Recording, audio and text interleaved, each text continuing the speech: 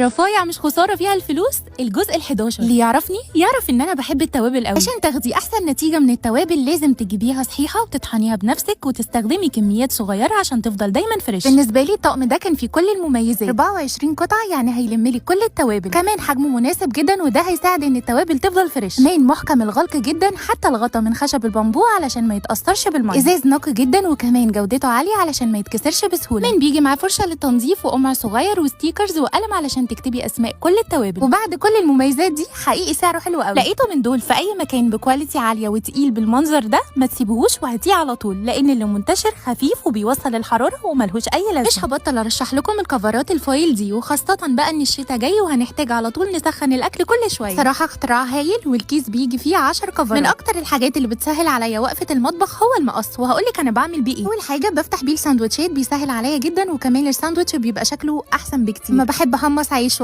بقطعه بالمقص، بيبقى شكله حلو وما بياخدش مني اي وقت. خضره بقطعها في ثواني وبتبقى صغيره جدا، وحقيقي ما بستغناش عنه. مش هقولك الماسك الحراري بتاع ايكيا لانه احلى منها بكتير وجودته عاليه جدا عن بتاع ايكيا. بحب كل حاجه شكلها شكل الخشب الطبيعي، والطقم ده حلو قوي. ده طقم ميلامين، تقدري تشكلي الطقم زي ما انت عايزه وتاخدي الاعداد زي ما تحبي خالص. بجد خامته حلوه جدا ومتين، ومهما حدفتيه او وقع منك مش هيتكسر ابدا. عشان ختامها مسك هننهي الفيديو بمج كيوت